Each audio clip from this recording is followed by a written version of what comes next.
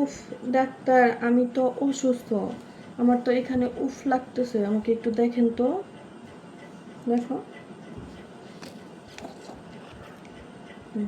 তাড়াতাড়ি।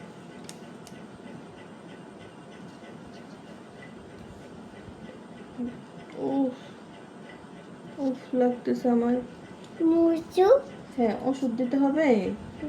আচ্ছা, ওষুধ দাও। এদিকে ঘুরে দাও। এটা আমি খাবো। তারপর ইঞ্জেকশন দিতে হবে আমাকে। আচ্ছা।